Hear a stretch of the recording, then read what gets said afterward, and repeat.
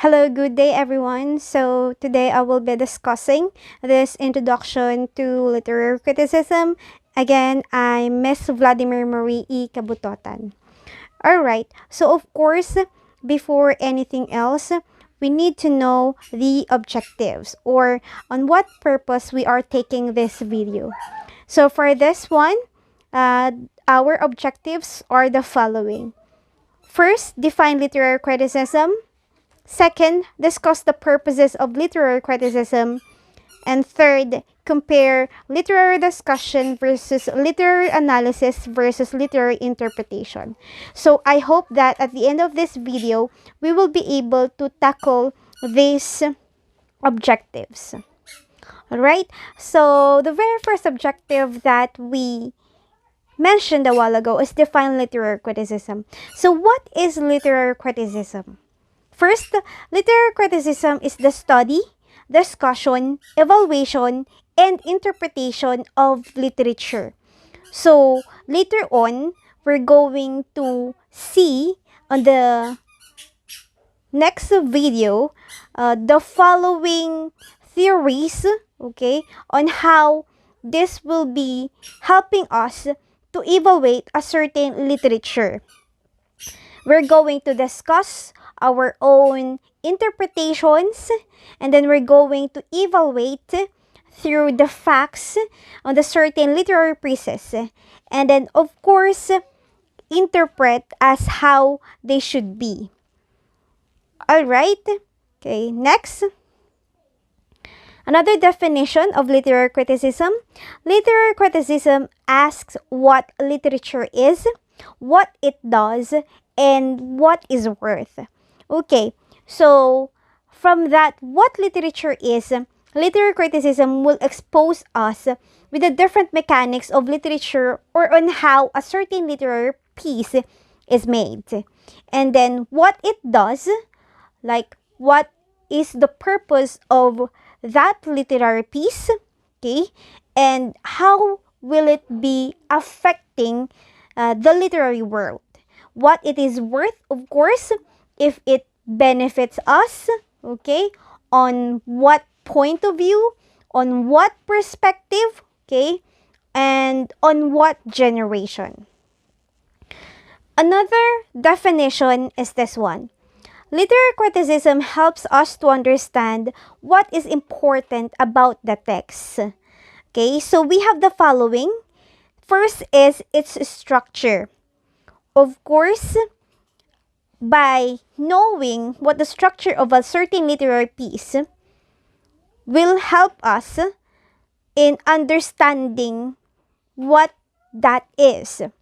Like for example, it is a story, then we're going to assume that there's a plot. If it's a poem, then we're going to assume that there will be meters and so on and so forth. Its context, social, economic, historical, because we need to take into consideration that in every reading, there will be a lot of glasses to be taken. What I mean is that the way I read a certain text will be different to how another reader reads a certain literary text. Okay? So we need to take into consideration this context. Okay? And then what is written. So we're going to talk about the facts about that literary piece. And then how the text manipulates the reader. So this time, we're talking about how that writer writes the story. Okay? Because in literary criticism, we're not just going to focus on how one interprets a certain literary piece. Like, for example, in your class, you're assigned to report a certain topic, and then you have read the text, you have read the summary, and then all of a sudden, you're just going to tell how that one has the meaning on your point of view. But naturally, in literary criticism, we must take into consideration how the writer writes the story. That's how we begin discussing, analyzing, and interpreting a certain literary piece. And that will fall under literary criticism. Another, literary criticism helps us to understand the relationship between authors, readers, and texts. Why relationship between authors? Because we're not just merely reading the text, we are actually reading what the heart of the writer is all about at that time that he is writing the certain literary piece.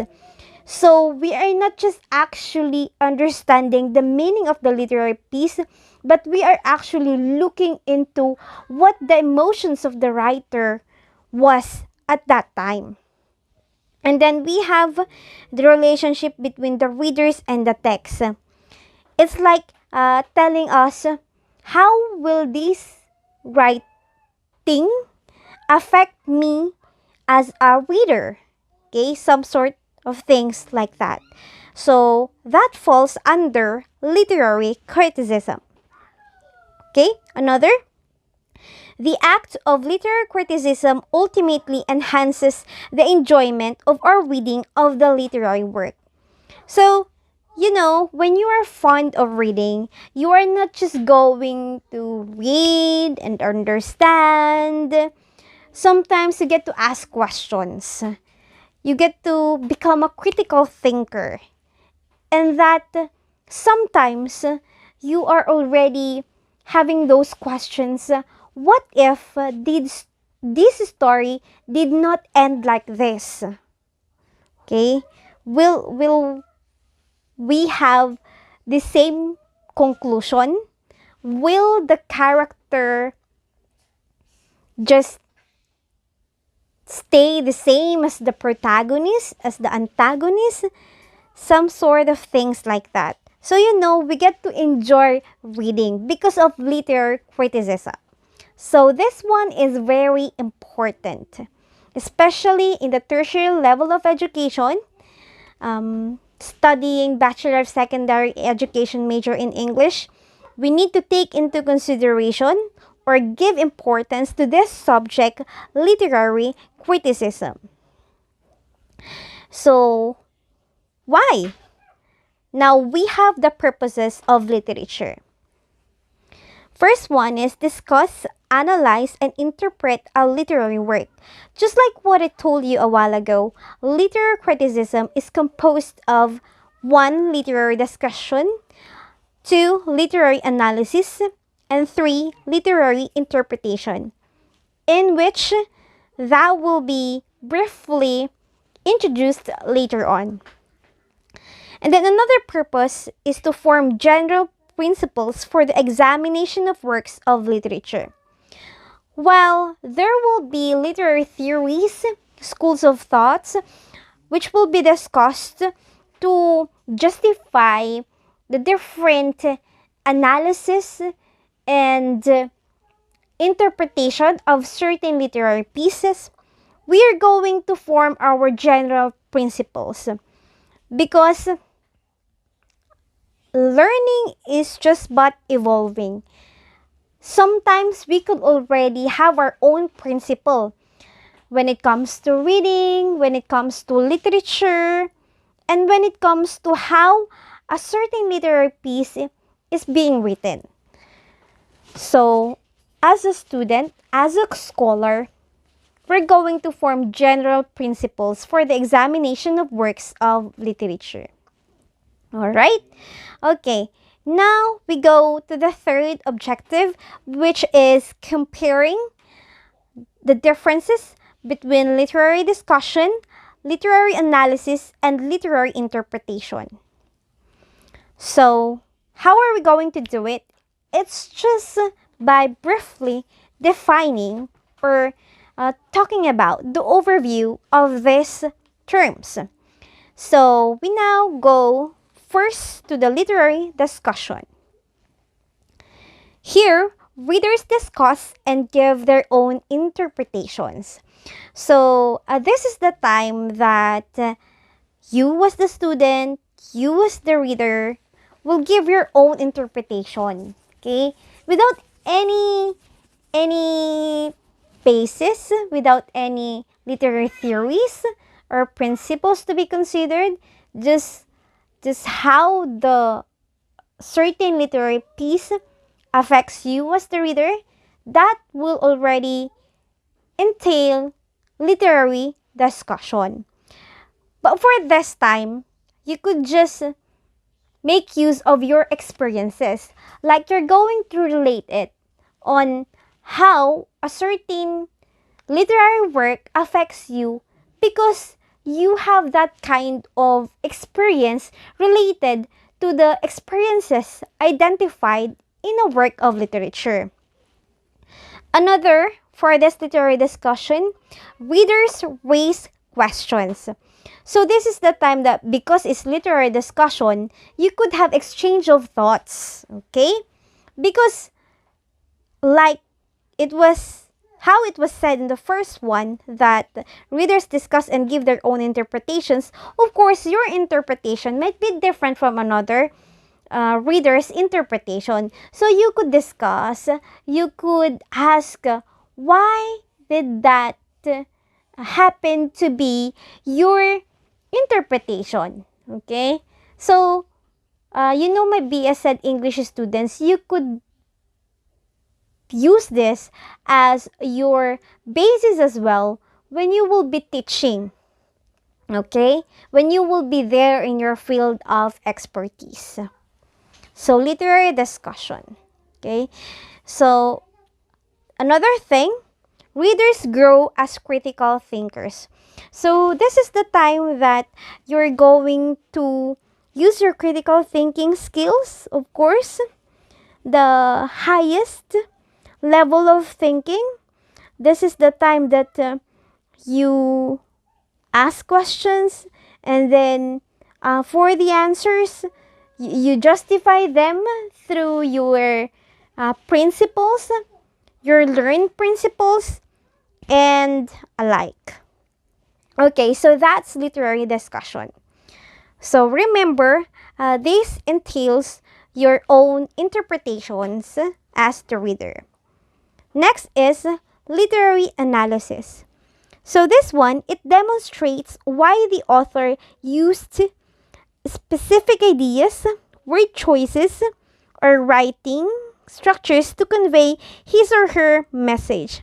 So for the literary analysis, you're going to now point at the writer. What did the writer do to give the meaning of his or her literary work?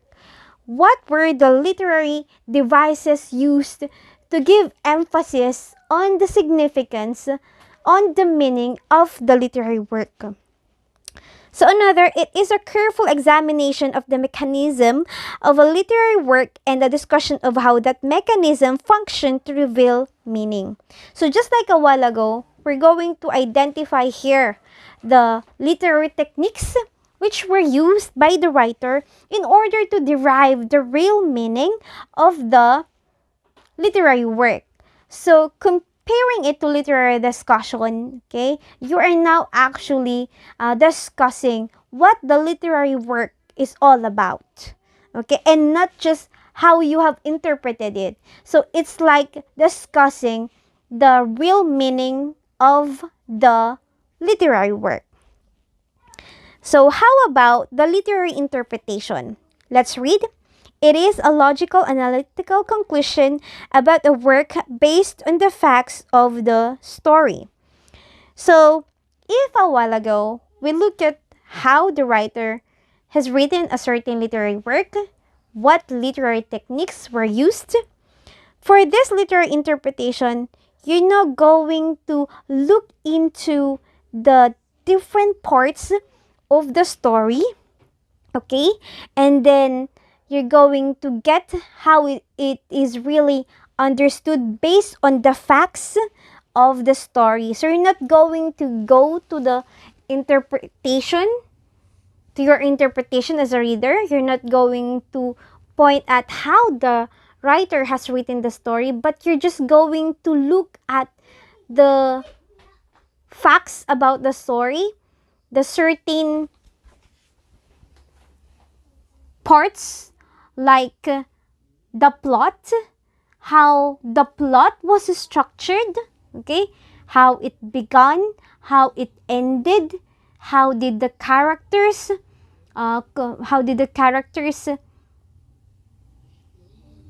have contributed to the real meaning of the story. So it's like that, okay?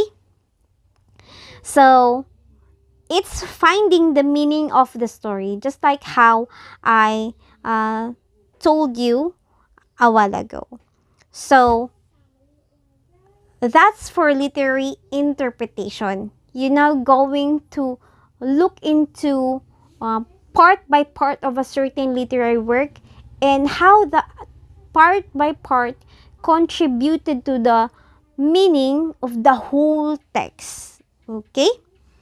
So I hope that you were able to distinguish the differences between literary discussion, literary analysis, and literary interpretation. Again, for literary discussion, you're going to discuss your own interpretation.